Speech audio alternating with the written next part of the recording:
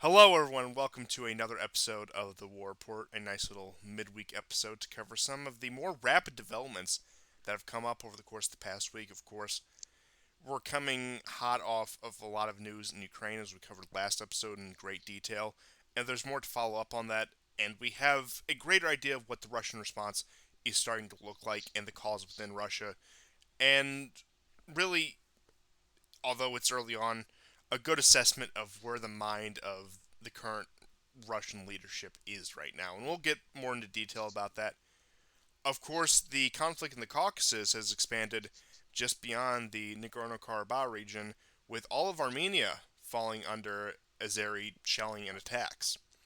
And you also have the pressure for Georgia to open a so called second front against Russia upon the success of the Kharkov counteroffensive. We also do have some domestic news about the U.S. when it comes to energy and just a little bit of news to round out Europe. But without further ado, I'll hand it over to you to give us our update on Ukraine. Okay. Before I get into the front, and there are three: the southern, the northern, and the eastern next to the northern. I'll just mention that maybe we ignored it, but attacks on civilians are still ongoing. And in Lugansk, in Perevalsk, um, NATO again used their HIMARS rocket system, and they attacked I believe it's a high school, and six children were injured between 15 and 16 years of age, and a girl of 18 was killed. So that's still ongoing. Um, Attacks on the nuclear power plant have significantly reduced. I don't know if there even has been any today. I saw an interesting statistic about the Russian claims of how many rockets have been launched by Ukraine. And from February to July, about a little over 600. Then from July to August, something like 325. And then from August, I don't know why they grouped it this way, but from August to September, another 611. And the vast majority of them have been intercepted. So I guess the Russians are boasting that they're able to intercept a lot of these, and indeed they have learned how to intercept many of them. But of course, they're always going to get through, and they're not going to have. They first have to find the HIMARS. Speaking of the HIMARS, I saw at least one HIMAR get blown up this week so far, and we're recording on the Wednesday of the 14th.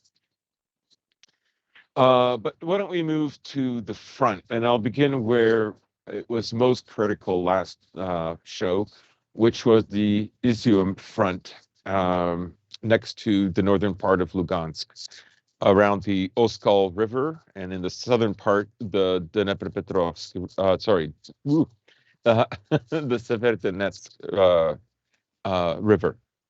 So it looks like the Russians have stabilized this area. There were several attempts by the Ukrainians over the last few days, including today, to try to cross it. Uh, I suspect they realize time is running out because now the rivers will start to have their water levels rise with the coming rains. The heat isn't there to dry up the water. And this sort of fits in with something else that Russia is doing in this war that I'll get to in a moment. But all to say that Liman is still has not been taken. I honestly thought there was a very good chance that Liman, or as the Russians call it, Krasny Liman, was going to be taken, but it hasn't. And today there was video footage of Russian regulars. This is the professional army, some reserves with heavy armor, with tanks, finally went into this area. Now, more information has emerged since the show that we did a few days ago on the weekend, and that is Russia had this area. I mean, they're claiming like 2,000 men. The Ukrainians claim that they used 9 to 15,000, or I'm not sure The Ukrainians are claiming that, but some sources on Telegram, both Russian and Ukrainian, are saying that that's about the size. Let's say 10 to 15,000. Some have said it was 20,000. I don't know. But that's smaller than the 30,000 that was used in Kherson. The difference, of course, is Russia claims they only had about 2,000 soldiers there. And as I said on the show last time, um, these are not Russian regulars. These are the Lugansk militia and their internal units. The name escapes me right now. I said it on the last show. But these are units that are trained to combat drug gangs, terrorist threats. They're trained in, automatic and, you know, semi-automatic machine guns and small arms fire, but they're not trained to. These are your crowd control guys, not exactly your warrior class, so to speak. Yeah, I mean, I don't know if they're crowd control. I think these guys, I mean, they might be needed, but and they might have fulfilled those roles, but they're basically for like internal disputes, like Chechen terrorists or some kind of a drug cartel. I don't know, somewhere in Novosibirsk or something, right? And Yeah, they have to raid a home, and which they're makes the, sense the why you'd put them in like behind the lines in areas that have already been occupied and not rely on them to actually defend those areas from oncoming attack. right. These guys would be kind of like a SWAT team, a beefed up SWAT team, right? So that's what they had. And of course, they got run over and they got out of there pretty fast. But I think the next day when you saw them leaving Kharkov, because the area directly north of Kharkov was under the control of the professional Russian army. It was not volunteers or conscripts from Lugansk. It was not one of their special forces that are for internal disputes, but rather, an expeditionary force, let's say, right? When they left, I think this people haven't made up their minds whether the Russians had decided to leave or not. I tend to think that they decided to leave. Um, they must have known that eventually the Ukrainians were going to figure out that this place was very lightly protected. Uh, the reason they know that is because they've known from day one. America has been supplying intel, like nearly live intel, uh, of the situation on the ground to Ukraine. I mean, I think they've been doing it ever since Maidan. I'm very sure of that. I think there were a One of the few reasons back instances where then they when actually they got were all, caught doing that. yeah, yeah. So there's no question that the Americans are doing this. And in fact, there was a Washington Post article that essentially said that, the success, we gave them the satellite imagery. We told them to attack here. So much of the Ukrainian army right now is led by Americans. They're not really led by the Ukrainians. I will say that Zaluzhny, which is Zelensky's like top military chief, he's the guy who stressed attack Kharkov and ignore Kherson. I think Zelensky was probably torn. Kherson is on the west side of the Dnieper, and that presents a problem for Ukraine, right? That means logistics from Crimea or part of Donbass and Zaporozhye can come in, and that's why I think they focused such a long time on the Antonovsky Bridge, the Zaporozhye nuclear power plant, and Energodar, uh, all along that part of the Dnieper that they have been bombing, um, including the dam. So uh, this victory, of course, I said on the show, was an amazing victory for the Ukrainians. It's really the first victory they've had since 2014, a first truly successful offensive or counteroffensive. And the amount of land that the Russians ceded is the size of Connecticut, not sorry, Rhode Island, which is pretty significant. But the Russians have, I guess Putin really has decided on a small force. Interestingly enough, the Duran uh, mentioned, based on what Russians are saying, so take that how you will, that they have about some soldiers in the Kherson region, probably another in the Zaporozhye region and Donbass. And we don't know what's in the Izium Liman front. So if you include the militias and some of the special forces, that's probably another 15,000. So what you're looking at is a force under 100,000 now, which is not really an amazingly large force. And I said on the show, like, this is it. The Russians are not going to go for Kharkov, Odessa, Nikolaev, Zaporozhye, Kryvyi Rog. They're not going to go for this. Not with this army, anyways. That is far too small.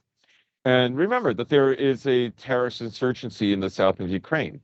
But it's all over because today in Vladivostok, there was an individual who was arrested who was spying for the Ukrainians. He was caught taking pictures of military aircraft. So I would say that, you know, the Russians are probably hunkering down right now. They're going along with this idea that they can wipe out the Ukrainians before they can be replaced. Now, there was a Ukrainian Twitter account.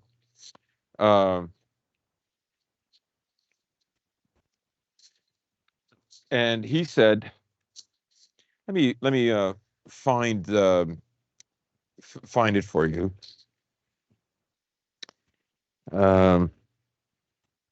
Just bear with me. Just bear with them. I mean, you just got to do it, and no pun intended. The whole bear Here it is. Russia Ukraine thing, but oh yes, do go on. This is by Ilya Ponomarenko.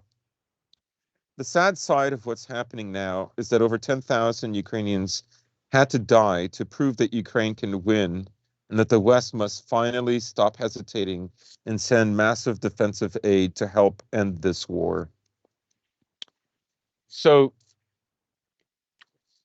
I think the Russian strategy is such that they want to allow the Ukrainians to keep coming at them. There's only one area where the Russians are on the offensive, and that's in Donetsk. And that brings me now to the Eastern Front. And there, some gains are continually being made. In Bakhmut, the Russians have captured with Wagner, and I believe also the Chechens are there. They have captured a big factory, like an industrial zone. These areas usually give very good cover and are often used by military to stage, as a stage, as an off-ramp for other offensives, right? Still, the gains are generally very small. There were counteroffensives that I saw by the Ukrainians at Marinka, Pesky, and near Komeda, around Gorlovka. And they were not successful. Now, from what I saw, these were not big units. 2 tanks, two armored personnel carriers, maybe 50 to 100 men on foot. One in particular, it was either at Pesky or Marinka, who was thrown back. I would say that these attempts are to see how strong the Russians are in those areas. And when I say the Russians, there's only been a small trickle of regular Russian forces now in Donbass. For the vast majority of the war, those who are fighting there are Lugansk and Donetsk People's Republic militias, like Somalia and Motorola, Sparta, Motorola's old battalion. That's who's fighting there. So these are probing attacks, and these probing attacks are continuing to go on. Last week I mentioned Ugadar. So this is at the southernmost point of the Donbass front line, and after that is the southern flank. Um, I mentioned that they are getting rid of mines, and the last 2 days, particularly today, they have the Ukrainians have attempted to take or at least probe again units between, let's say, 75 to 150 men with some armored vehicle. They were repulsed. There's other news that several hundred got killed north of Melitopol. So Melitopol is like, let's say it's between Kherson and Mariupol, but it's closer to Mariupol. North of that is the Zaporozhye front line. This is part of the eastern part of the southern front. And if there is going to be an attack, according to Dima from the military summary channel, he predicts that they will try to take the town of Takmak. A lot of forces are being gathered there. All that we're seeing right now are just probing forces. Yes, the Ukrainians are taking casualties. They have today 8 prisoners, including an officer, were caught after their T-72 that the Polish lent was blown up. By the way, I just wanted to mention, I don't know if I mentioned on the other shows, that I must say that the Poles, according to Covert Cabal and some of the other military channels that I watch, their active armor that they have on the tanks is actually like kept in good shape. It's not filled with like rubber, but actual metal plates. And the automatic grenade launchers that are there on the sides, they're still in use. The Russians don't even use those things. And they have a more updated system for detecting missiles. Why the Russians aren't doing this, I don't know. Again, this is according to 2 YouTube channels that are saying this, but that's what I'm hearing. And I have seen videos where a captured Russian tank, the active armor box is dismantled, and inside is like this wafer of thick rubber. I have no idea why that is the way it is. I've seen other videos where that's metal. Anyhow, this is turning into a real minutia minute. So there's this probing action going on all over the place by the Ukrainians. They're taking losses trying to do this, but probably the biggest news, the most important front now, particularly after Izium has the Oskal River has settled down. By the way, Kupiansk, the town of Kupiansk actually still hasn't fallen. Half of it is controlled by the Russian forces, which I didn't know. Anyhow, it's like right on the border, between the new border now between the Russians and the Ukrainians. But the biggest deal right now is apparently another offensive is being planned to try to take Kherson. And what they'll try to do is go to the east of the city, from further up on the northwest side of the front line, and worm their way down and attack Kherson, I would suppose, from the east. Now, they did not get very far last time. If you remember, there was this like wide gap around the Ingulets River, and like a long spindly thing with a hook at the bottom. They did that, and by the 4th day, it was just the delta shape at the top around Andreevka and Lazova, and there's another town that escapes my name. I think there's so many towns in Ukraine by the way, with the name like Belagorovka or something to that effect, right? So I'm talking about that area now. The Ukrainians that crossed the Ingulets River there, starting like I think it was August 30th or 31st when the Kherson offensive started. They're still there. They're managing to defend themselves, but there are losses. Even the Ukrainians are admitting that this is happening. And then I would say something really kind of incredible happened. We mentioned, I don't know if we mentioned on the show, but after the debacle that was Kharkov, the night after, the Russians launched a massive missile strike. Planes with bombs actually, or missiles were used. One of the TUs were used. I don't know if this is their White Swan plane or not, but they decided to up the ante. Now, Kharkov, since then, is still without railroad service, and it is subway service. Sorry, and it is without, I think, Wi-Fi. I'm not sure. Um, there were at least 5 cities that were affected, and 3 of the 5, their power is back up. But then today, um, Krivoy Rog, Crooked Horn, was attacked, and the dam was bust. This caused massive flooding, and the flooding is so bad. Now, the civilians are going to have a very hard time trying to get water.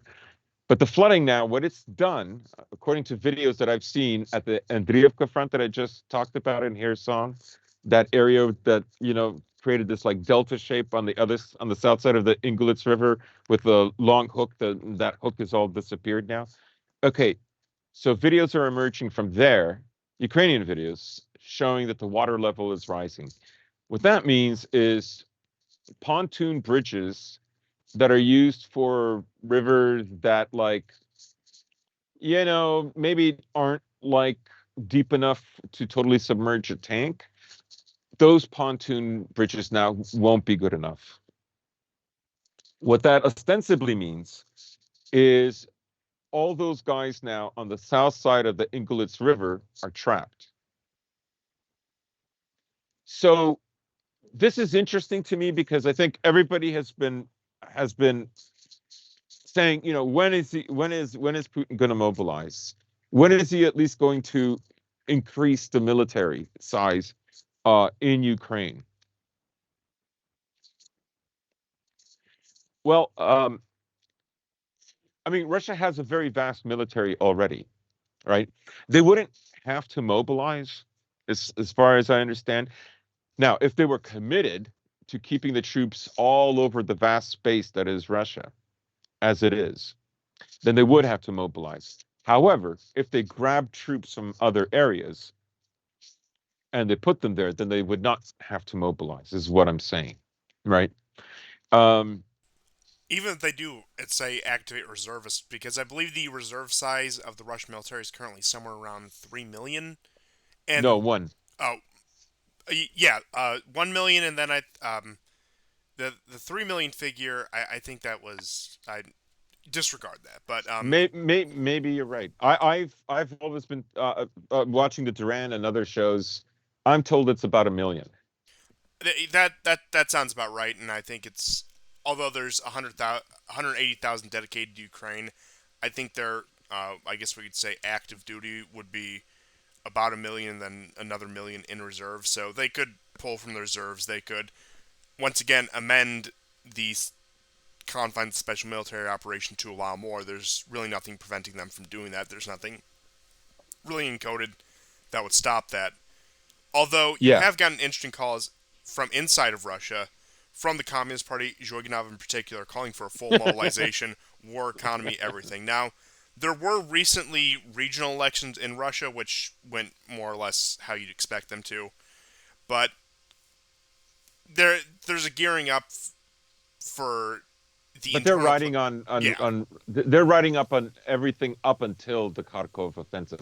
Yes, the Kharkov offensive happened just before the voting, but most of the people who are voting for Putin's party, they're looking at the overall military operation as a success. yes, and Yeah. you can tell what they're trying to do here, having gone into this, and then also looking at a 2024 election where the future of Putin is not really certain because he was originally supposed to be term capped, but of course there were the constitutional amendments, and Yeah. I I'm not too surprised by this, and you'll always hear, in like, for example, the Western media was talking a lot about this, about how there's dissatisfied municipal councils within Russia or whatever about the war. However, they'll paint it like they're anti-war demonstrators instead of Yeah. people who are frustrated that the war isn't going faster and making more progress. But there is just the internal political maneuvering within the country of people who are trying to run to the right of Putin on the issue, so to speak, and try to upstage him as, again, you can very, I would say, reasonably look at the situations over the past week and the past week and a half or so and say that maybe Putin isn't the ideal wartime leader, and maybe there needs to be more pressure put on him for this. And of course, as politics does, internally especially, people take advantage of that. They smell the Yeah. supposed blood in the water. So those are just some interesting machinations. I doubt anything will come of that right now, unless Russia takes a really embarrassing defeat. And I know, like, a lot of people will say the Kharkov debacle was an embarrassing defeat, and yes, to a large degree it was. But I'm talking like something that truly puts like the war in Ukraine's initiative, and not just temporarily. Right, right. And I was in one of the chats, and someone asked me, what's the point of Putin knocking out all these generators and electrical grids and power units in these cities in Ukraine. What's like what? Why do it? What does he gain out of it? Like, as if this guy isn't smart enough to understand, like, a tit for tat. Um, the Ukrainians, as I said at the beginning of the show, have been shelling. They've been shelling civilians for 8 years in Donbass, right? This is really the first time that Russia has literally just targeted the public sector, okay, where it's almost certain that there are probably no military attachments there. And an You know, interesting maybe, note about these strikes on infrastructure: none of them hit nuclear power plants. yes, and the joke on Telegram now is, why are the Ukrainians bombing their own power plants? I'm so glad they did that. I'm so glad they reversed that stupid narrative by the Ukrainians. So now he asked me, well, like, what is this going to achieve? Right now, I didn't really have an answer for him except that, like, making life more difficult for civilians uh, tends to stretch the military. And why? Because the military is something that you have on hand to fix things. There's engineers in the military, right? Anyways, I knew he was not arguing in good faith, so I never responded. But the next day, there was a train that was moving from the Kharkov region down to the south to Zaporozhye, a ton of equipment, and it was on electric rail. This stopped the train, and then the Russians sent no less than 3 missiles into the train. There was a lot of military material on this train, including soldiers. Um, that's how that's a very primary reason why you would do that, right? And in effect, Russia's only begun doing this. It is conducting a war very much the way, at least for today, it's conducting a war more like the way the Americans would. And many will argue that the war might have been over much sooner if the Russians had been doing this earlier. They have gone after trains, but those trains have uh, military vehicles on them already, right? They have not. This is the first time that Ukrainians have gone without Wi-Fi as in Ukrainian held territories. Um, That's over 6 months into the war. This is the first time. And now Putin has come out and said that he doesn't see the reason to change the course of the special military operation. So I'm assuming that means he doesn't want to add more troops. This could be very dangerous. Um, there are ministers in the Duma that are calling for more troops. This certainly could be done. Russia has the resources for it. I What I tend to think is that the Russians have begun hunkering down, and if there is going to be an offensive, it will actually be in the winter, probably sometime in November, but not in the first week of November, probably a little later than that. Um, that's just my guess. That's what I thought about on the weekend. Um, Dima from the military summary channel thinks that a large force is going to be gathered and used sometime after Ukraine attempts another massive offensive, which he now believes will not succeed because the Russians have been able to redistribute their military to the south. Now, this is what I mean about not having enough, that you're constantly having to move troops from one area to the other, putting out fires here, putting out fires there, right? Like, we saw article after article in all of June and July and at least half of August talking about, the Ukrainians are like down 1 to 7 or 1 to 10 in terms of artillery. The reason the Russians and the Donbass militias are using so much artillery, and that artillery is lent or working in unison with the Donbass militias, is because they're vastly outnumbered. In the same way that artillery cannons outnumber Ukrainian artillery cannons, Ukrainian soldiers outnumber Russian and Donbass soldiers. And this is why they depend so much on them. They're using more firepower to make up for the difference in personnel. But as we saw, you know, it's a huge front. I remember way back, maybe it was the beginning of August, where I said, the distance of this front from one end to the other, around all the nook and crannies, is uh, wider than from Paris to Berlin, like much more. I think I saw one graph that stretches like from the Pyrenees. It's a long, long front, right? So, but that is what Putin has decided, and I think he's done it because he wants Russia to not feel like they're at war while they're at war. And I don't think that's realistic, but that is what he wants. And now the Ukrainians have like forced him. I think the Ukrainians are primarily the Americans. When I say Ukrainians, I mean Americans as well. They understand that on some level, Putin still cares what the West thinks. And Putin still thinks like the Russian Constitution is incredibly important. And Putin still thinks that this, legally speaking, is a special military operation and not a war, even if the rest of the world, even those on his side, don't agree with him. Now, I believe I had said this in previous episodes, including last episode, that you need to remember Putin's background, and although they like to trump up a lot of the KGB stuff, the man Yeah, the man is a bureaucrat at heart.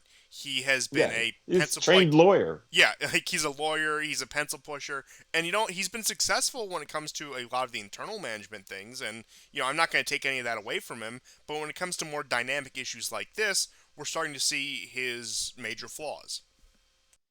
Right, right. I mean, just think of it. I think if um, I don't know, I don't think all that 180,000 is actually in Ukraine. I don't know what is actually going on.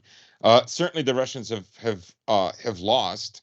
I would say that it's fair to say that I think The Russians have. I'm gonna maybe I'm gonna make some people angry, but believe me, I have no pleasure in saying this, but I would not be surprised if the Russians have lost about 10,000 men since the beginning of this war. That doesn't include the Donbass. Maybe I'm wrong. Maybe it's more like 8,000 or 7,000. But I would say 7 to 10,000 is not. It's not a wild number to come up with. This has been a very, very bloody war. We haven't seen this kind of war in many, many, many in decades, and that's what happens when I you mean, fight this the kind of a closest war. thing you can really compare is the Balkans in the '90s, and even then, like, Yeah, I'm not going to downplay the casualty numbers there, but that's the closest thing we've seen to state-on-state warfare with the secessionist regions from Yugoslavia versus what ended up just becoming the Serbs. But we haven't. If you want like the obvious comparison, we haven't seen a peer-to-peer war in Europe, and even calling Russia Ukraine peer-to-peer might be a bit of a misnomer. But we haven't seen conventional state versus conventional state, I should say, since World War II in Europe at least. And the last time we really saw conventional state versus conventional state was Iran and Iraq in the 1980s. hmm hmm yeah, and think how bloody that war was, right? So, he's trying to prosecute this war a certain way, but right now, really, in a way, he's endangering his own political legacy, and he's endangering, I think, we should. I mean, we'll get into the show. We'll get in. There's other topics that I think you could argue Putin was right. Okay, we still have to wait and see what like things are going to look like by the let's say the end of the first week of October. You mentioned on the show last time that they're very content with the economic war that's going for Russia extremely well. Um, Europe is essentially going to go through a very, very difficult period. I mentioned Bloomberg article that Russia has made three times the money it did last year at this time in September and August on exports. So it's not financially hurting. They have the money to finance this war. There's no question about that. Which I don't want to quite get in the European news yet, but there was an interesting statement by Sanna Marin, who is the Finnish prime minister, who of course is Ah, now yeah. infamous for the so-called party video, which I'm not even gonna trudge that old ground, saying that the sanctions are ineffective because they're not having enough of an impact on On the public. everyday Russians, on the Russian Yeah, public, which it is an interesting contrast when it comes to a lot of people like we're asking, as you had said earlier, well, why is Russia striking these infrastructure targets that really have no military presence or military value? Well, it's the same concept right there, and for the longest time, since even before the start of this war, going all the way back to 2014, that has been the goal of the sanctions, and that doesn't just apply to Russia. That applies to Iran, Syria, wherever we may put sanctions. The goal is to create enough discontent in the population to destabilize the government, and that's right. that's what they've been trying to do to Russia since 2014.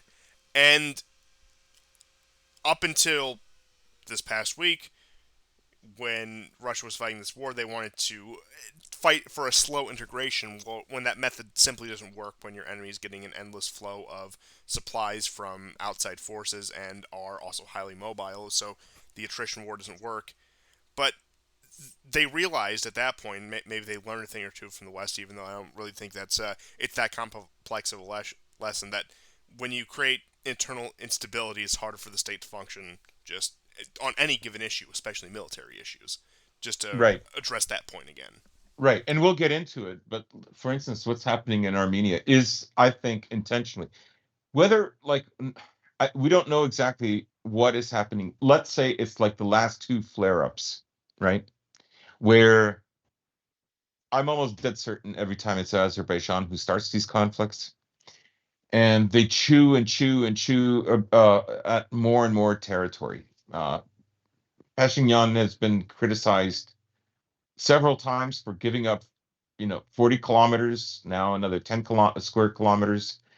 This is a small country, 50 square kilometers is meaningful for them. Oh yes, and So, especially the areas in which they're giving those up. And if you're ready to get in Armenia, I have plenty to say about it. But if you want to Yeah, round out Ukraine, I'll I'm let just you yeah, finish. I'm just winding up. So I will. So the other bit of news. So reprisals and shootings, the killing of civilians in Kharkov apparently has begun. Uh, the Ukrainian government tweeted that anyone who offered food or who accepted food from the Russians, distributed food for the Russians to their neighbors, is a collaborator, right? And the penalty is 15 years in jail.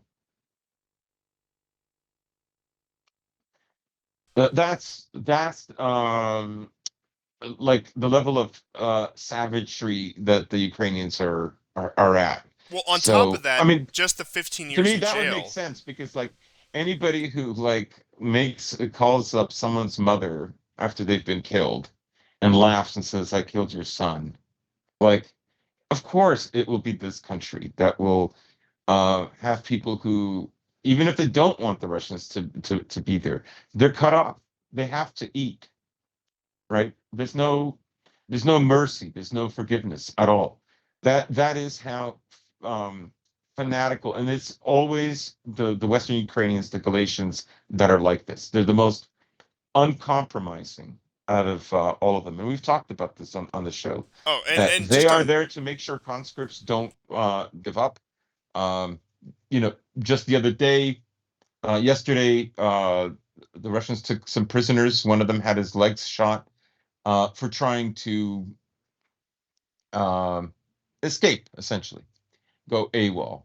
And he mentioned that it was Galicians who shot him. He's lucky actually, because more often than not, they're just killed outright. And you had mentioned the 15 years in jail, and if that doesn't sound harsh enough, you have to keep in mind these people are being sent to a Ukrainian prison with the brand of collaborator and traitor on them. So what do you think is Hmm. going to happen to Hmm. them in prison? Uh, look, I'll leave that to your imagination.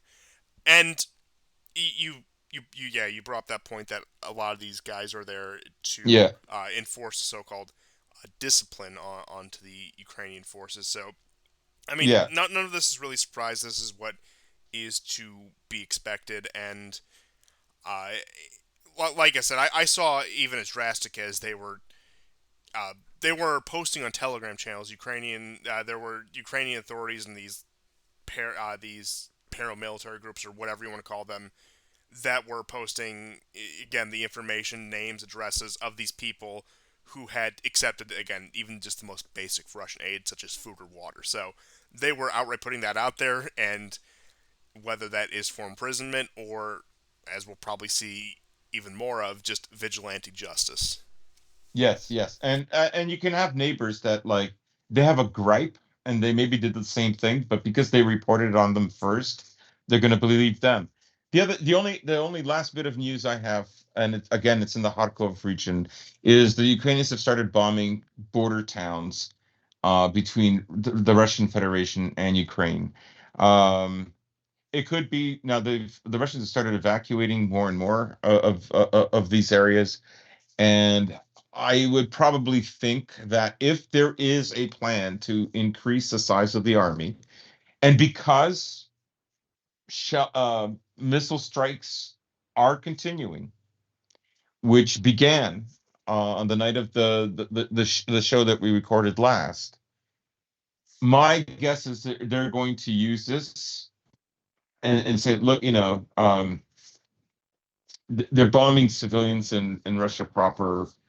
Because with Putin, I think there's always a reason. And even though you have guys like Medvedev saying if you bomb Crimea, well, you're really going to pay for it. I suppose in most people's minds, Crimea has still only been recently returned to Russia, and so there's a sense that that border in the Kursk region between Kharkov and the Russian Federation is a fairly old one. Now I know that was given to them. Um, I don't know if Lenin gave that to them or one of the Tsars gave that to them. It might have been Catherine, but Kharkov used to be in Russia, of course. So I think that was Lenin, and then of course we all know Crimea was Khrushchev, and even as recently yeah, as the 1950s. So yeah. Lenin also gave them Odessa. gave them a lot. You could almost call him the father of modern Ukraine. Yes. But um, that ruffles some feathers. But with all that being said, I do have quite a bit of news on the situation in the Caucasus with both Armenia and Georgia. So I'll start out with the Armenian news. Now, as you recall, just about 2 years ago, just shy of 2 years ago, you had about a month and a half long skirmish or small war between the Nagorno-Karabakh or Artsakh region, as the Armenians call it, which is a region of ethnic Armenians living within Azeri borders because of a lot of the, I suppose we could call it Soviet gerrymandering throughout the 70 odd years it Mm. existed. They redrew ethnic borders for various political and economic reasons, which, when the Soviet Union fell, that left hundreds of thousands. I believe that the population is up to the hundreds of thousands of Armenians within Azeri borders. Of course, when the Soviet Union originally fell apart, 1992, fresh off the collapse, there was a small war with that. That was resolved. We had the tentative situation hold, a few skirmishes here and there, up until 2020. The Azeris decided they were going to assert their claims further into Nagorno-Karabakh. A tentative peace was negotiated. That held for, I suppose, just shy of 2 years up until this week, when not only did Azeri forces begin attacking the Artsakh region, they also began attacking parts of Armenia proper. Yeah. And you had a tentative ceasefire brokered by Russia, which didn't even get a chance to go into effect before it was broken. And you have the Azeris on the offensive right now. Pashinyan himself has admitted 105 Armenian personnel have died, which means it's probably higher than that. And he's already talking about concessions of territory yet again, which would make it, I believe, the second time after the most recent war that Yeah. he is going to concede more territory. If I And could just interject, go The ahead. Azeris have said that they have lost 52 men. 52 men have been killed on their side. So it's a 2-to-1 kill ratio. It's not as bad as last time, to be honest. Yes. And I imagine also them intervening in Armenia proper versus this ethnic enclave probably makes quite a bit of a difference, because I don't believe the Armenian military even got directly involved last time. I know they sent support. I know there were a lot of volunteers, Hmm. but it was again this ethnic enclave and their paramilitary force up against an actual state military. Now we're back to state on state conflict again. And Pashinyan, as we said, was already talking about conceding more territory, but as you had mentioned, Armenia is a small nation. It concedes territory. What, 40 kilometers may be nothing to even a moderate sized nation. That is everything to a country like Armenia, especially depending on how strategic it is.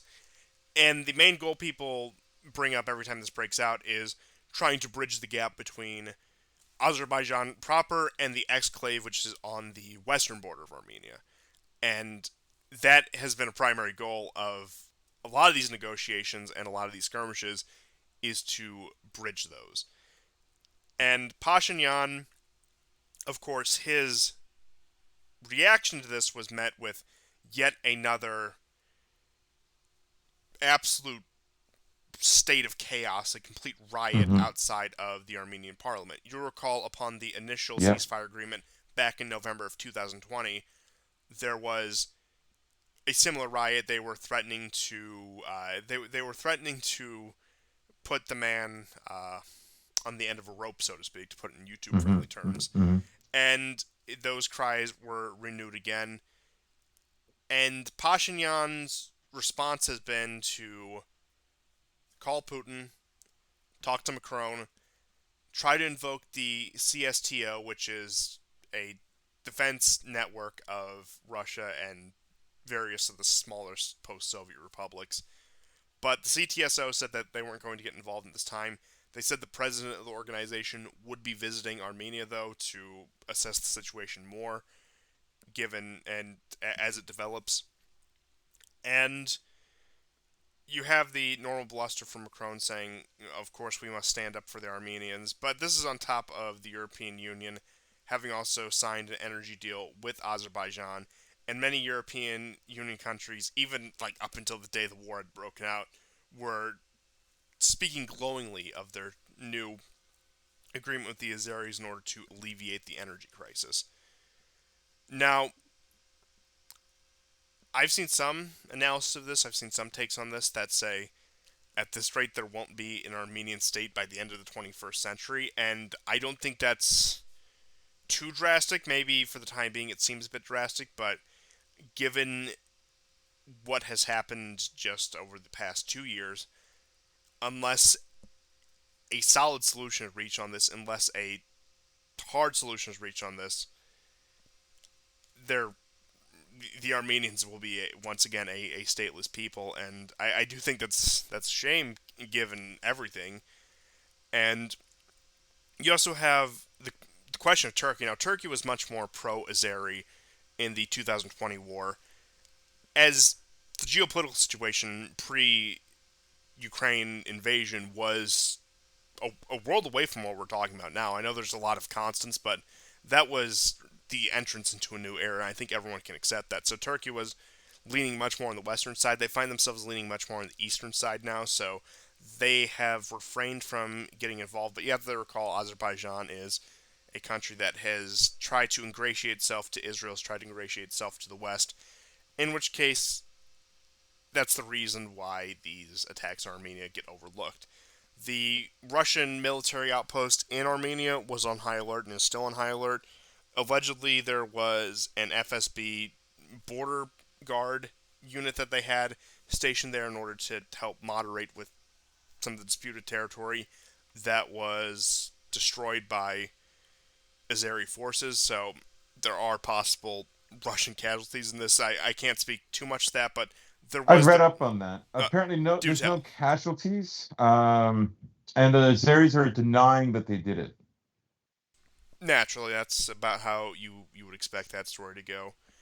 And at this point, it's very clear. You can look at what's happening. Whether it's true or not, the West think it smells blood in the water. And Hmm. they are trying to open a second front.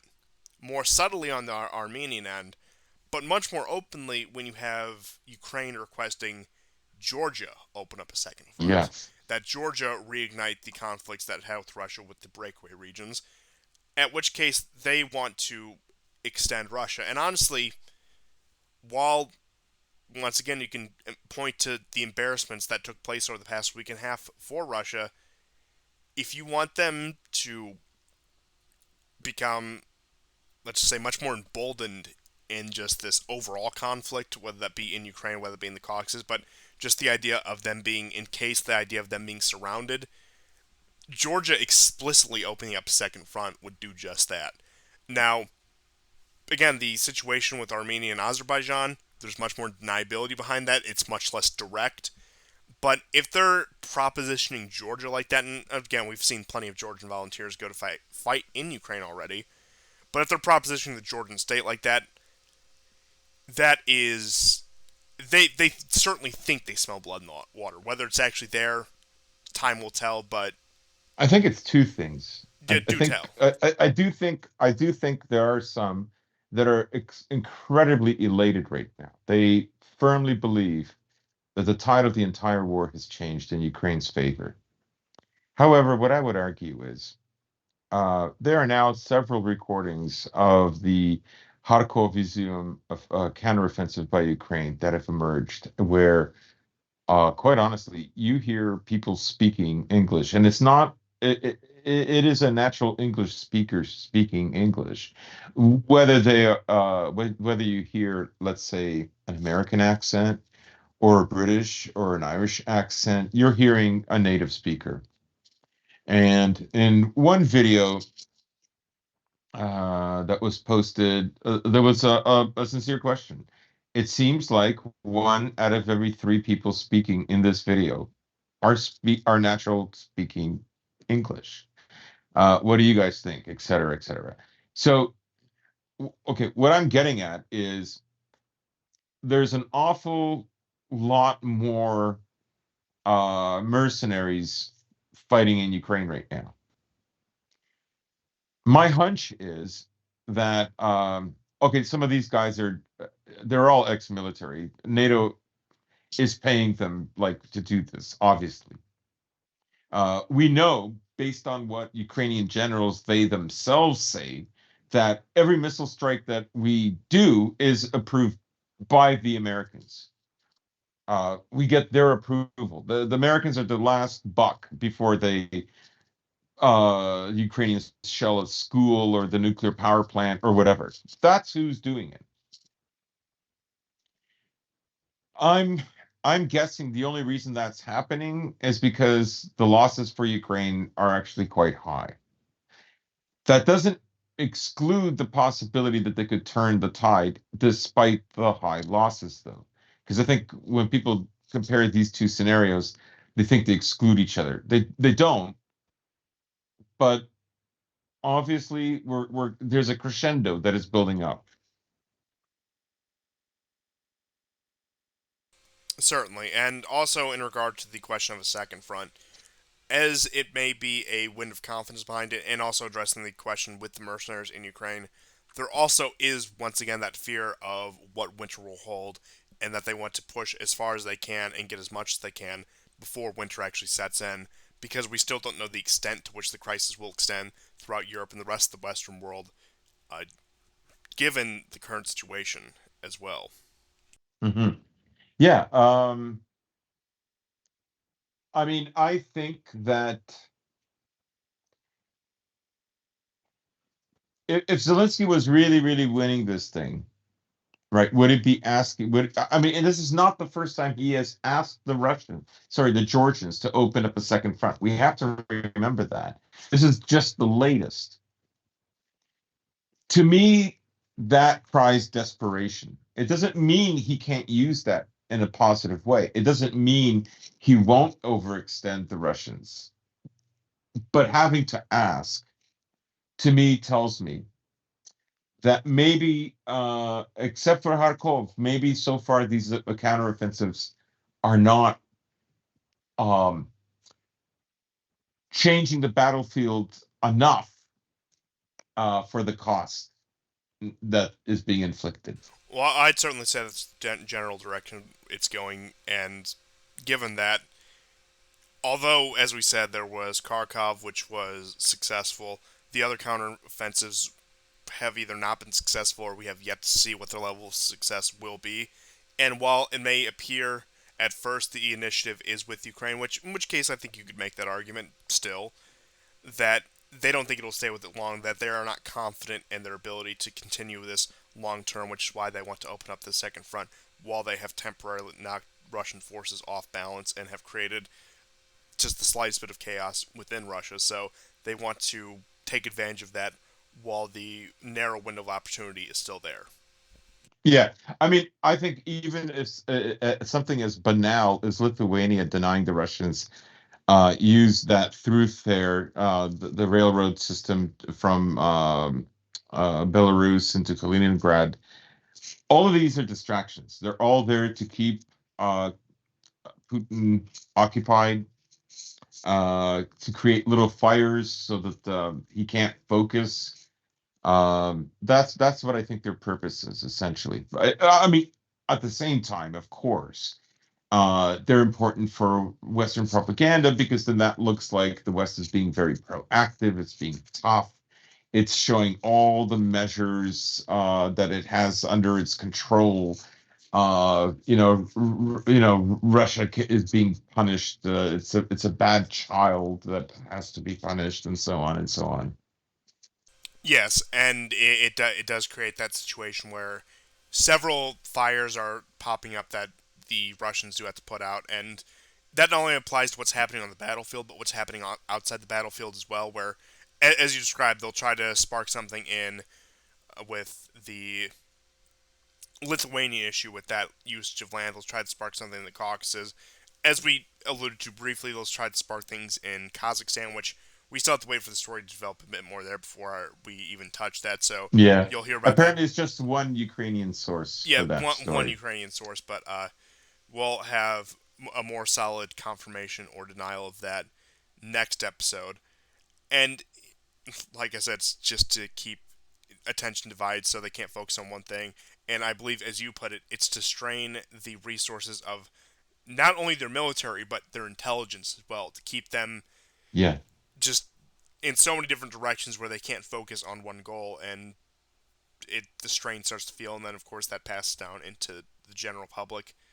Hmm. And the last major thing I have out of Armenia is that the Iranians are moving equipment to support them. They have expressed that they are supporting Armenia once again, which is what happened in 2020 as well. There are several issues between Iran and Azerbaijan. First and foremost, the Azeris' penchant to become Israel's greatest ally and to show that they are standing side by side with Israel. The Azeris have a very it's very contentious there. Then of course there is the question of the ethnic Azeris within Iran, and also the question of some drilling rights within the Caspian Sea that come to a head. But it mostly comes down to the fact that the Azeris are trying to turn themselves into an Israeli client state for some reason, and well, for the exact reason we all know, but on the surface for some reason. And Hmm. it seems like at this point, which does follow somewhat with what we saw last time, that the Iranians have stepped in, provided a more proactive role, and given more support to Armenia thus far than Russia has. Although, given the situation in Ukraine, it's understandable why that is considered a something that they would put on the back burner, and a lot of this has been outsourced to Iran. And speaking of Iran, Russia has now begun importing Iranian drones. Now, some people may wonder, Hmm. why does a supposed military superpower, and again, just a little background on Ukraine, why does a supposed military superpower need to import drones from a country like Iran?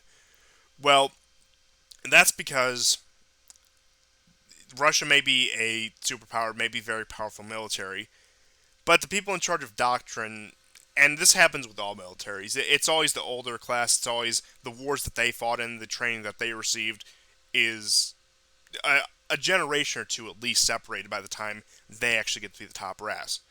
And of course, warfare becomes more dynamic over time, so things change over time. And these kamikaze drones, I suppose you could say, Turkey has probably been the preeminent force with these, especially in Syria. Well, the Iranians have also become pretty skillful with them, and they're very useful at taking out air defense systems. They're very useful for, again, those sort of one-use attacks that soften things up. They're not some great super weapon, but especially when it comes to harassing air defenses, they're great for that. In which case, Ukraine still does have an air defense network that does need to be taken care of. And coming back around to air defenses once again, you have to recall, on top of all this, the situation in Armenia, Pashinyan is a color revolution prime minister. He came in Hmm. 2018, riding on that wave, riding on the decoupling from Russia wave, and then in 2020, we saw what happened, and now in 2022, we're seeing what happens. And Pashinyan rejected on multiple occasions further integration with Russian defenses, particularly in the area of air defense, which you'll recall once again in the first war, well, in the 2020 war, I should say, because the first war is all the way back in 1992. But in the most recent war before this one, the Nagorno Karabakh forces and the small Armenian forces and the Armenian volunteers there were being harassed by those Turkish kamikaze drones. And we see that play out yet again. Now, it's too early to know the extent in which a country like Azerbaijan will be using those. You'll recall they actually got those from Israel the first time, and then Israel said they had stopped supplying them while they were still supplying Mhm. them, if you do remember that story. But it's yet another lesson to these former Eastern Bloc, former Soviet republics, that the color revolution is always so enticing. It's always a very appealing idea to get the aid and the comfort of the West when you ended up in a situation like the Azeris are, well, the Armenians are at the hands of the Azeris. And even Ukraine is an example of that. Ukraine had their color revolutions. They had two separate color revolutions. And while, once again, the state of the war is uncertain, the fact is that they find themselves in an all encompassing war right now. And Mhm. you can point to countries like Moldova that have had this. Belarus, of course, has thwarted its color revolution. But you can look all across Eastern Europe, the state of a lot of these countries now. And while there are a few exceptions, such as, say, the Baltic states and maybe Poland, many of them did not receive the wealth that was really promised, the prosperity that was really promised, the development that was really promised. Sure, their economic figures, their growth since the post Soviet era may look good on paper. When you actually It's look a at debt economy. when you actually look at the result, they're not delivering what you see. For example, I saw this get brought up a lot during the 2020 color revolution in Belarus, that Minsk has cleaner streets than, say, somewhere like Bucharest. Oh, yeah, definitely. Well, you remember, I don't want to mention his name, Colton. Okay, it's not his real name, but Our he guy he was. our guy on the Our, inside, our I mean, he our lived in Minsk for expat. two and a half years, and I met up with him in Moscow. And yeah, very clean, extremely clean city. Yeah, and again, you get these situations a lot where I'm not trying to sing the praises of the other side of the post-Soviet coin too much, but the West is certainly not delivering what is being promised when it comes to a lot of these countries, like a Romania, like Romania and Bulgaria stick out in particular for me. Just how much false promise there was, and even Moldova to that extent. And I think once again the shining example of that is Ukraine, and need I say any more? Yeah, I mean, I think the thing you could say about all these countries, Georgia, Romania, Ukraine, is it's amazing how much they're living in the past. Like, they have that same kind of naivete about like the magical powers that America can do, and like how you're going, your country will be rich and wealthy and happy, just like them. Like basically all the same kind of um, similar kind of materialist promises, and pragmatism that That sort of golden arch is diplomacy. yeah, that define America and American culture. Like they're like it just reminds me of growing up in Yugoslavia and hearing these stories about like honestly, then when we moved here, I thought like this is not like anything anybody said to us when we were living in Yugoslavia. So I find that funny. Like they all like really live in the past, and that includes mostly the recent past, which includes, the hostilities that they have towards Russia, but they don't really have, I think, like a very, I mean, their leaders absolutely know what's going on. I'm just saying on a propagandistic level for the people still living there, right?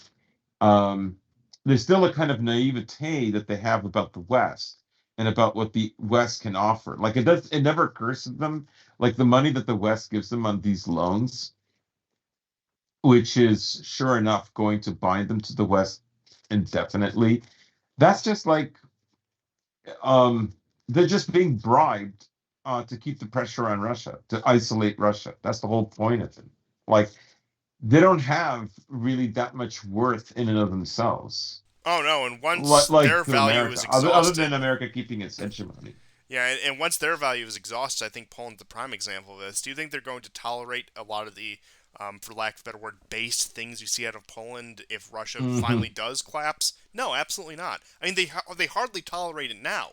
What makes you think, in the absence of needing something, that dagger up to Russia, in the absence of that, what leverage does Poland have with the Western world?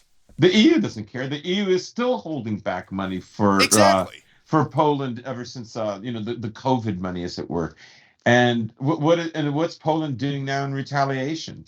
The lower house voted to formally demand from Germany reparations for World War II. I mean, the pain dial is just ticking along. It's going to get really interesting in November, and December will be something else altogether.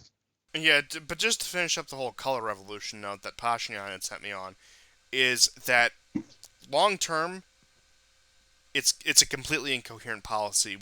Yeah. We want Western wealth, yet we want to keep our cultural uniqueness. We want to be nationalist, and we also want to stick to the Russians. And maybe outright returning to being a pro-Russian state isn't the answer for some of these countries. I really couldn't tell you that. But point being is that they're stuck in this limbo where it's just going to lead to incoherence. And much like a country like Turkey, and even you could say Hungary, there's going to come a point where they're going to be forced on one side of the line or the other. Mm. Yeah.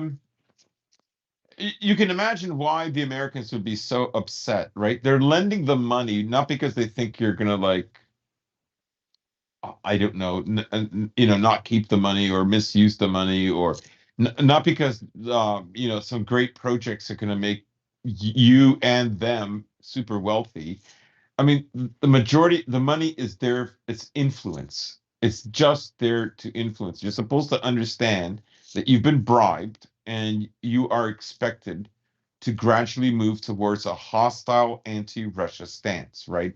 I mean, Ben Hodges, again, yesterday, it was either yesterday or today, in another article. Ben Hodges is the former U.S. general of the U.S. Army in NATO in Europe. Okay. He said we have to be prepared for the complete dissolvement of Russia. Last time we weren't, this time we have to be. So he's constantly spouting this stuff. And that is the point. I mean, how many years have I been saying that on this show? And it's only in this year that they formally admit it, because I always knew this is where we would be. I've said it over and over again. Russia is the prize. All these other little statelets, they're all used to dismantle Russia. I mean, they're happy to do it, don't get me wrong. But the only kind of conservatism you're allowed to have is simply because you're an important tool against Russia. Yeah, Okay, and that's it. even to that extent, it'll still get clamped down on by the EU. Where again, like Poland, they may be towing the line. They may be that once again that dagger up to Russia, but that doesn't stop Brussels from withholding their funds because they passed some anti-abortion bill or decided that very. I know it's a mind-blowing idea that heterosexual monogamous marriages might be a stable building block for society, but what do I know there? And with all that being said, it again, like even being on the right side of certain issues doesn't spare you if you're not on the so-called right side of all the issues. Right, very well said.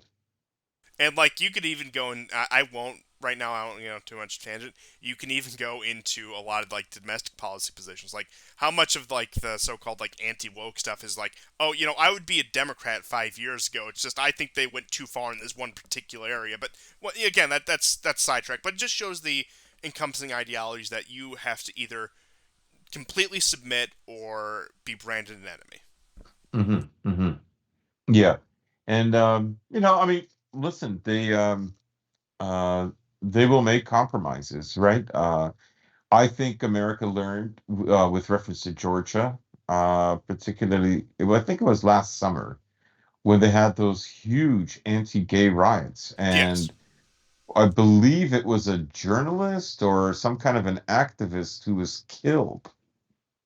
He was a cameraman or something. Yes, he was a cameraman. He was attacked and killed. Now, I don't think the intent was to kill him. He was hit in such a way that later on in the hospital he died, but I don't think the intent was to kill him, from what I remember and from what I read. Um,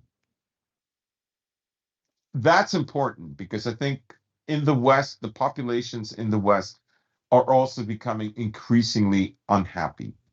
They were already unhappy and divided before the war, before the sanctions, and now the energy crisis. We should mention van der Leyen is saying now that the EU across the board has to lower 9% of its total use of electricity in order to deal with Putin. Um, I mean, we'll see. Germany also has now fired up four new coal burning plants. This represents 3% of its entire energy needs, right? Four coal burning plants are only generating 3% of the total energy needs of Germany. Yes, and as once again winter rolls in, it will not get any better. But with economic concerns and division, I think that is the perfect time to mention that it's now been decided there is going to be a railway worker strike in the United States. Mm. And they were trying to time this up with the longshoreman strike. And the main effect of this, of course, a lot of freight is still transferred via railroad in the United States, and a not insignificant chunk of that freight is petroleum, Oh is wow. gas. So people are fearing that as the strikes start next week, that gas supplies will have a shortage again, similar to how we did about a year and some change ago. And that's on top, of course, the pipeline being shut down, so it's not being transferred via the pipeline either, not being transferred via rail, on top of a general shortage as it is. And you actually looked at the grievances of the rail workers. The reason for the strike is not due to pay; those issues they said had been resolved in other negotiations, but because of the strenuous work schedule where if you need time off, you need to schedule it far in advance, which doesn't work when you have things that come up on short notice. Mm. And they talked about how like theoretically, yes, they do get a lot of time off, and that they only do have to work so however many days a year. But ultimately, trying to schedule those around the time you actually need off is where it really comes in. That is the reason for the strike right now. And I can only imagine, even unrelated to that, working in any sort of logistical field right now since since 2020, but especially since the outbreak of this war, has to be hell for the people who actually work in that. When it comes to that, when it comes to the people who are going to be responsible for like I suppose you'd say would be responsible, quote unquote, for the supply shortages, but the people really at the front line of this, and they are now going on strike, which will only exacerbate the economic situation in the United States, and that's on top of the midterms coming up. Didn't Now, the Dow take a beating yesterday I or the mean, day before? yes, and pretty much every day since, more or less, that's been the entire year as the Dow has been taking a beating, and I think it's something like uh, so far it's like down by like overall like over the past crisis like 1.6 trillion dollars in total. So Oh my God. that is what we are looking at right now. So you have all of that on top of everything else, and I am interested to see how the railway strikes are going to be played because you would think traditionally union workers they're Democrats, but we've seen the direction things have gone in the past 4 to 5 years with somebody like Trump. Trump won a disproportionate amount of the white working class and of these once again these union heavy states like Wisconsin, like Pennsylvania, at least the first time around, and maybe even the second time around. But of course, I wouldn't question the legitimacy of the 2020 election. I would never do such a thing. But you have this shift, so I mean, for all we know, that could affect the midterms, and we'll see how the current administration reacts to the strikes, and given the administration's track record of really doing anything, I can't imagine that we'll see a speedy resolution to this. So, just a piece of unofficial advice: I'd fill up your car before Monday morning, because gas is probably not only going to skyrocket, but also there might be shortages, and that's on top of, I'm not going to pretend like it's been a great situation, but that's on top of the national average price starting to actually come down at least a little bit, at least enough to alleviate some of the pain. Still far higher than it should be, still far higher than it was even just 2 years ago, but we're seeing that it's coming down somewhat, and that is due in part to gas tax holiday, whether that be on the federal government's part or the state government's part, where they're issuing temporary relief for that. But that's not going to hold out after November, regardless of the results. Again, those are being kept down to appease the population. Because I remember when it was pushing almost 5 a gallon nationally, and people were getting really concerned, and that's when Mm. they really started to work to try to stabilize the prices on that. So you have that, and again, this ties all into the larger energy crisis, because one of the again, one of the mainstays that shipped via freight is, once again, I'm sure you've all seen them waiting on a railroad crossing, those petroleum cars. Yeah. Entire trains of them sometimes. Yep. And yeah, if those aren't moving, that also that affects all of this, and that also affects the Amtrak schedule, where Amtrak is going to have to temporarily suspend their national operations because, of course, they share the railways with the freight, and if the freight isn't moving, the passenger trains can't move either. So, in terms of actual, say, like union movements, strike movements, this is probably the most significant one I can remember. Now, I'm not the most brushed up on the history of the American working class going on strike or whatever. I mean, most of the strikes you see nowadays are from things like teachers unions, and we all know how that goes. But in terms of people who are like actually working in something as vital as the American rail system, correct me if I'm wrong, but I don't believe we've seen them go on strike to this extent and in these kind of circumstances in quite some time. And I know there's a temptation to look at every little news story and say, like, oh, this is the thing, oh, this is the thing, oh, this is going to be cataclysmic. And I'm not saying this is going to be cataclysmic, but I think it's a very overlooked story for what the effects are going to be. Right. And you know that you bring up this what the impact this strike will have on energy. Um, the EU has nixed the idea of putting a price cap on gas and oil from Russia. Now, they are not content, or rather were not content that this should only apply to the EU, but any other country. So they were trying to put pressure on all countries to buy in. Of course, that idea was ridiculous, and Russia said, "You're not going to get gas or oil from us if you put a price cap." Now we should remember that Nord Stream 1, Nord Stream 2 has never worked. It's been shut off. But Nord Stream 1 is, I still believe, at only 20% capacity right now.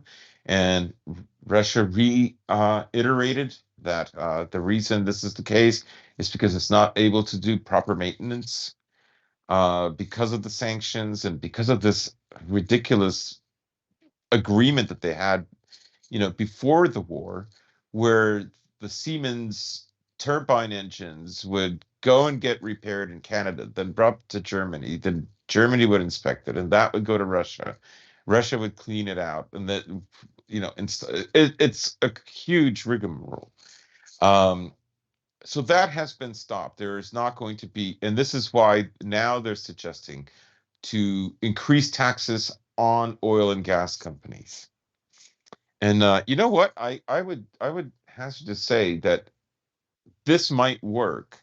Now, gas prices are going to be incredible because France, they published that in 2023, energy costs overall are going to be 5 times what they were. But I think one of the stopgap measures that they want is to tax the oil and gas companies, because they're looking at them as, they're making over 20% more profit than they did the last 3 years running. They have to share some of that wealth. It'll be interesting to see what happens. Norway, for instance, is not willing to put any price cap on its gas, and it's even halted some of its gas exports to the EU because of And that. this also coincides with the news that the U.S. shale industry leaders had warned that they would not be able to quote unquote rescue Europe when it comes to the energy supply this winter, and that's according to Financial Times. And as we've said, the American energy industry has been effectively shut down for any significant part since Biden has taken office. He refused to renew the drilling permits. He shut down the pipeline. And even if you do get those things back online, it takes time to get those back online. And it certainly won't be in time to resolve the European energy crisis. And it's not going to be in time to alleviate any hurt within the U.S. energy crisis, even though it's to a much smaller scale. But Yeah. you have Yeah. the Europeans who have been relying for years, ever since Trump and even a little before, that American energy will finally wean us off our dependence on Russia, and we find ourselves once again in a position where you have the heads of these industries saying, "We simply can't do it. You're asking the impossible of us." Hmm. Now, I'm going to see if I can get this right, but there was a law. Now, either the law has been nixed or it has been stopped from being passed through, but there was a law that forbade the UK from sea fracking. Uh, I believe Boris Johnson got rid of that law. And so now the UK is able to legally uh, do sea fracking in order to get energy. What if I mean, the potential for a disaster here is immense, right? But what I find really funny in all of this, right, on an ideological level, is we spent 2019, it was all Greta Thunberg, right? A little bit of Greta in 2020 as well. Then she got sidelined. But it's kind of like One when could I say she got often, quarantined. yeah, yes. But it's like that thing that I often say that democracy is a brand. It's an American brand, right? In other words, Greta Thunberg has been unbelievably quiet. We have we're on a course now to create greenhouse gases of such a monumental scale that surpasses anything the last 50 years, realistically speaking, right? Including sea fracking. And she hasn't anything to say. So, what can you deduce from that? Ideologically, it's just the West. It's just about the West. The if the West can't go on, if it must create greenhouse gases to go on, then greenhouse gases it will be, right? Uh, so we who's Venderlane said we're at war with Russia because Russia is an authoritarian country. I mean, anybody who's your enemy is undemocratic to you. They're all authoritarian. I mean, you made a deal with Azerbaijan. You think that's not an authoritarian presidency? I mean, it's at the end of the day, it's not. There are no universal ideals. These are all ad hoc ideologies meant to persuade the Western public. That's all it is. They Oh, will you call turn it a their brand, backs but in yeah, a it's second. it's it's just window dressing. It's Yeah, it's it's an aesthetic. yes, it's an aesthetic. Yes, exactly. It's an aesthetic. It's literally there to make you feel good. The idea that they're, they're, oh, well, this is just how we're going to go green. But first, we're going to have to rapidly increase greenhouse gases before we go green, right? I mean, it's, you know, I think at first they expected that Russia would win the war on the ground, so they had to win the sanctions war. Now it's looking like Russia might not win on the ground, but they're losing the sanctions war. And so this creates a lot of incoherence. But people will, you know, they will forget about it because like nobody actually believes this shit. Deep down, they don't. Um, if they did, they would not have been aggravating Russia, right? Like the project to dismantle Russia would have just stopped. They would have said, well, no greenhouse gases and the future for our children. Mind you, not that I believe this stuff, but I'm saying, based on their own arguments, well, we have to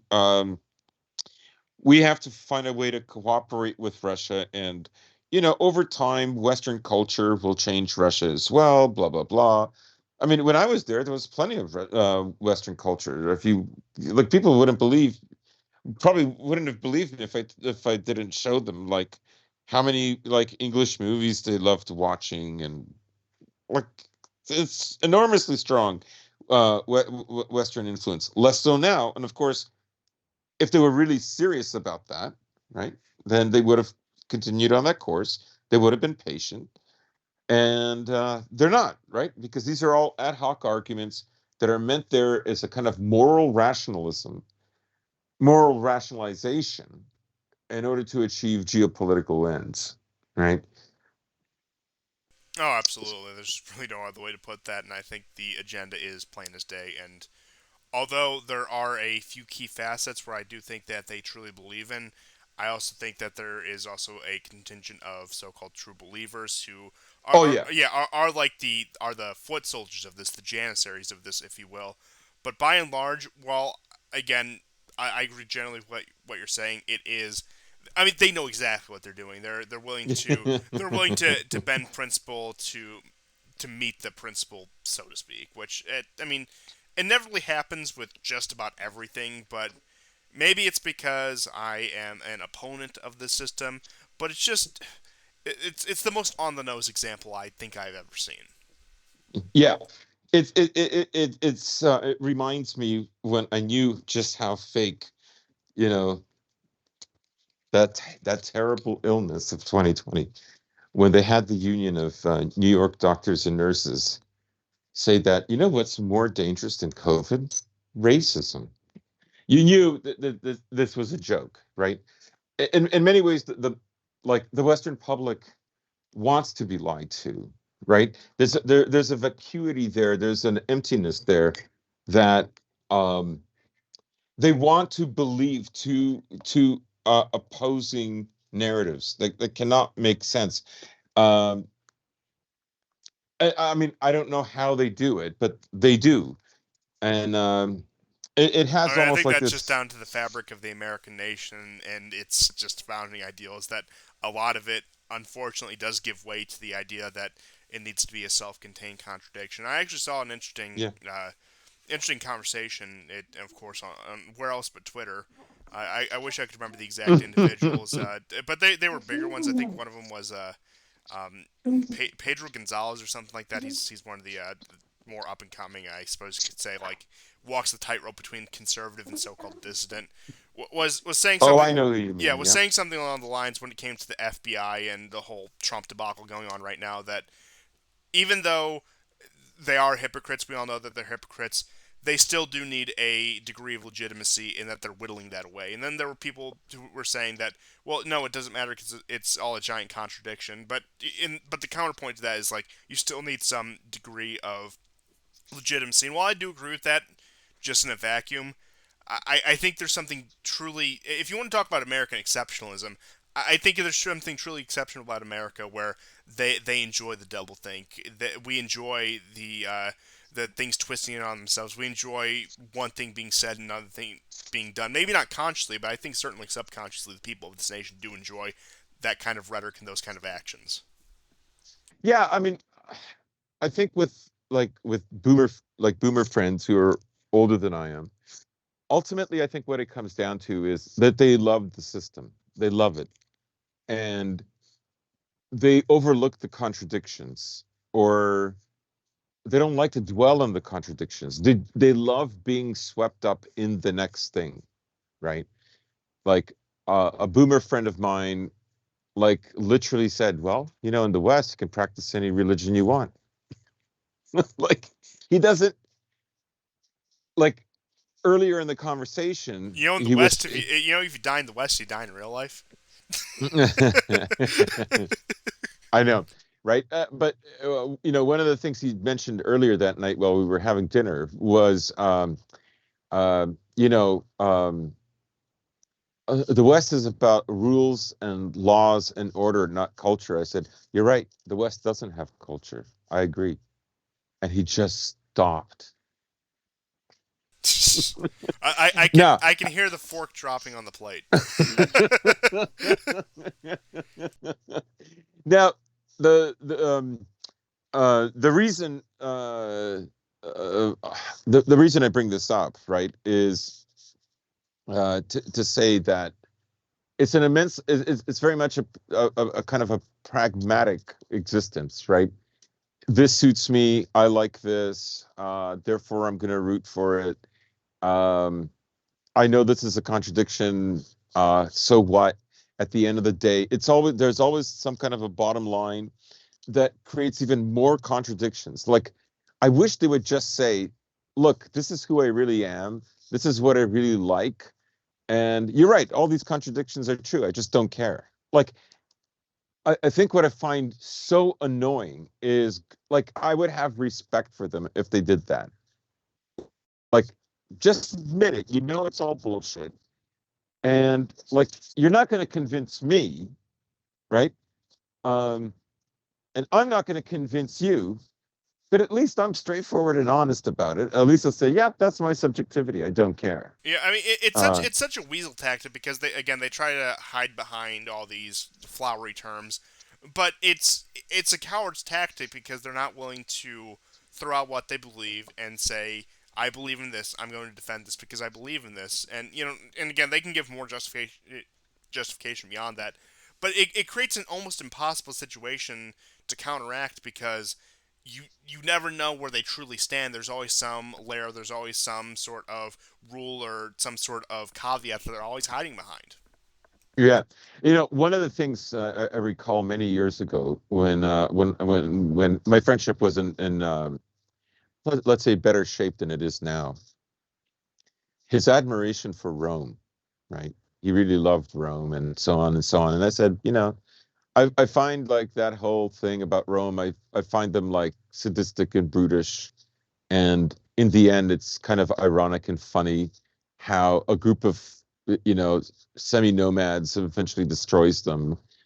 Um, for me, it was the beginning of the civilization that was much nicer than the end or the second half. And it never occurs to him that like that could be true of his own empire, right? That just can't happen. That we've perfected empire because we've discovered this self-correcting Because we read John Locke. ideology. Yeah, that's right.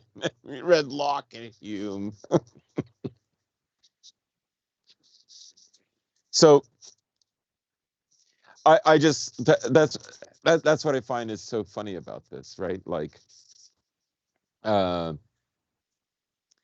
getting energy from Azerbaijan, it's very, that state is run in a very similar way. You could argue with Russia, it's even in many ways more authoritarian, far more, right? And But, I guess but they're on your side. It's your side, right?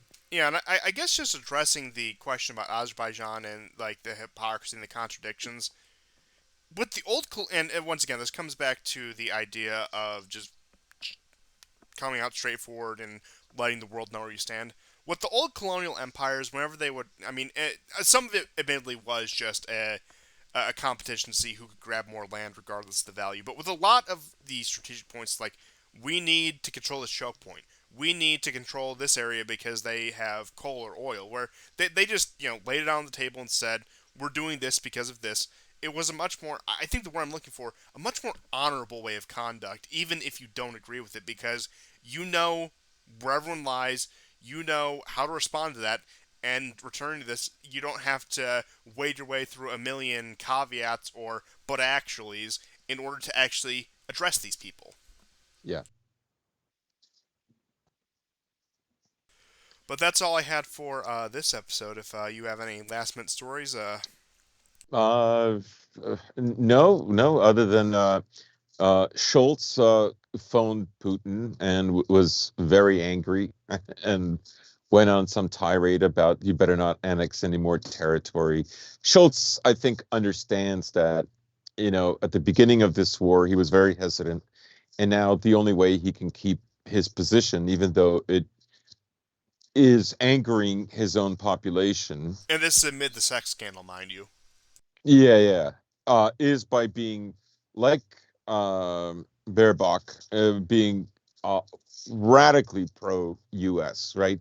Like Europe is an American colony. There's no question. This war completely makes that obvious that it is an American colony. Yeah, and whatever Um, pockets that weren't, that has been quickly rectified by these sanctions. hmm hmm So at that point, I think the Europeans have realized that in their post 1945, I return to this point all the time, but I think the Europeans are finally starting to realize in their post 1945 future, they're the colonies. They're the ones who have to kiss the ring of a foreign empire. And there's this idea of if we all just unite together, we can be our own bloc. That's what at least the selling point of the European Union was. European Union just turned out to be a, let's just say, middleman for the American domination of Europe. Sure, there were some points that which they disagree because that's what keeps up the illusion. But unless these European countries decide to somehow, and it's not even possible to say outright, somehow revive their empires, and we even saw France try to do this, and they're pulling out of places like Mali and these former colonial possessions that they tried to maintain influence in. Unless they manage to do that or form an actual European bloc for Europeans, which I also don't think is very much within the realm of possibility, they're at the mercy of whatever great powers are there at the time, in which case we have the US, Russia, and China. yeah.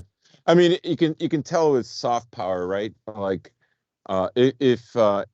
if you're in Brussels or London or Paris or Berlin or Milan and you're standing by some of the most spectacular examples of world architecture, and draped over it is a gigantic Nike poster of a severely obese black woman dancing in her Nike runners. You're part of the American empire. Yeah, That's and how you know. I mean, it, this subset of Europeans that admittedly does exist, they can turn their nose up at Americans and think that they're far more culturally advanced than them. In which case, They I would, are. yeah, they're like if they were actually true to their French or their German or their Italian or Spanish culture, they would be if they would actually follow those. But as you said, when they're draping that with McDonald's ads, it's like, well, who's really answering to who now? Yeah. But I suppose with that last tangent, that is all I had. So thank you everyone for tuning in to this midweek episode of the War Report, and we will certainly see you next time with more stories to come. And goodbye. Goodbye and take care.